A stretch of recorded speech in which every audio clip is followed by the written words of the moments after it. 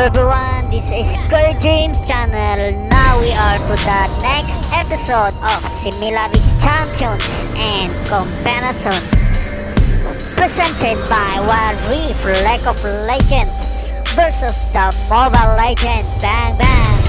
But before that, please like and subscribe to my channel and don't forget to click the bell running up so you'll be notified for the next episode video.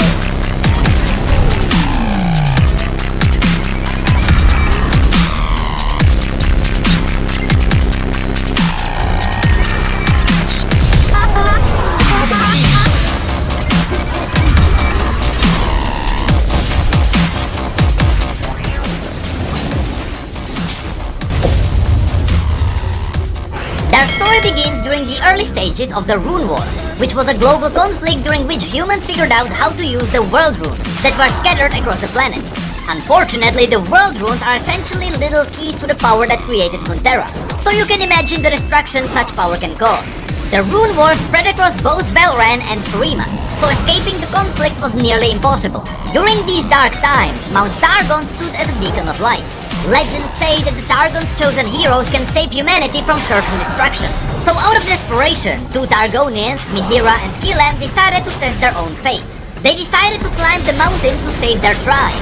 Even when they learned that Mihira was heavy with the child, they pressed on.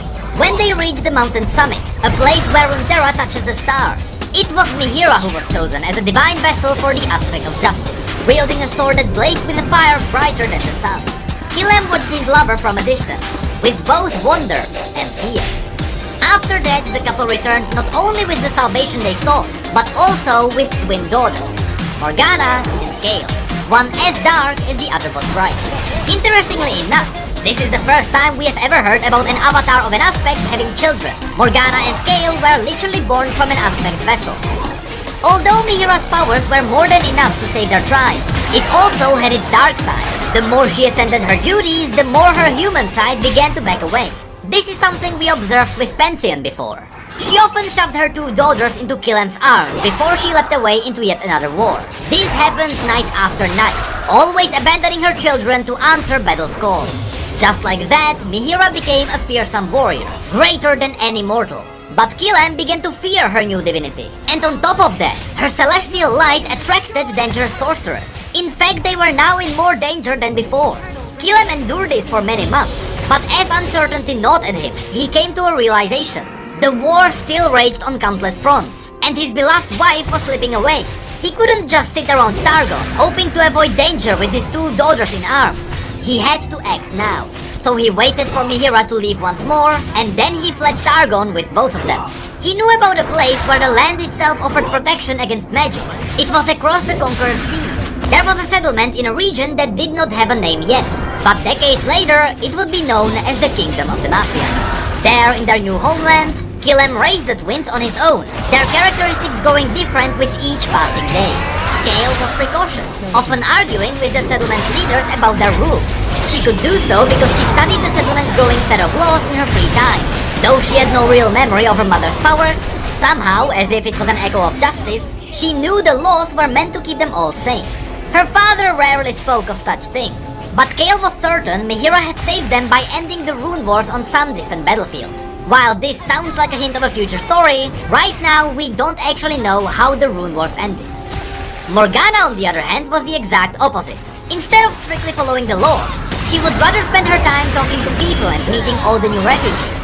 During those times, the Petricide Forest became a well-known hideout, so people from all across the globe fled here to save their lives. This became a problem since the new settlement was now accepting everyone, no matter their gender, race, or species.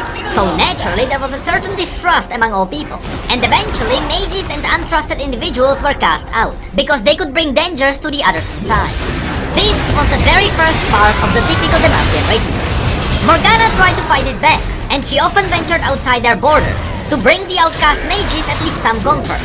At home, Morgana felt her father's heartbreak at leaving Mihira behind, and she grew bitter at her mother for causing such pain. Morgana also feared that Gale might carry some remnant of the Aspect's power. Her dedication to law and justice was a strong hint after all, but unfortunately, this fear was later confirmed. A blade breath in shadow and starfire fell from the heavens. It pierced the ground and split in two. Kerjims wept when he recognized the blade.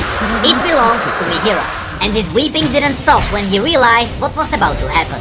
Kale and Morgana were to become twin angels. Kale didn't hesitate to pick up one half of the broken blade. As she did so, feathered wings sprung from her shoulders. In that moment, Kale felt more connected to her mother than ever.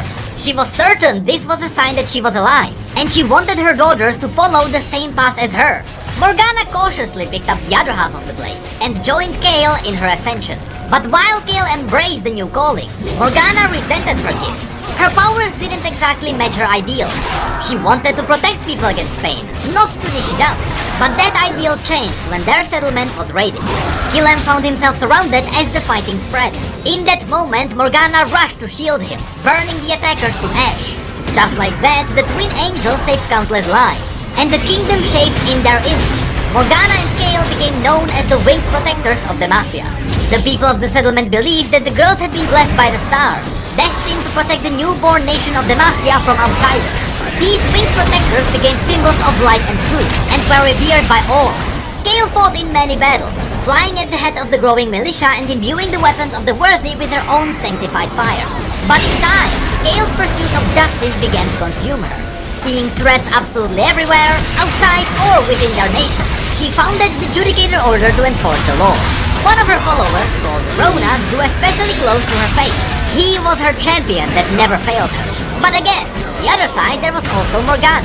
While Morgana wouldn't tamper with Kale's new laws, she was much more forgiving. Sometimes there were mages and criminals who didn't want to cause pain. Sometimes people hurt each other in self-defense. Kale was far too extreme in her ideology to see the reasons behind these cases.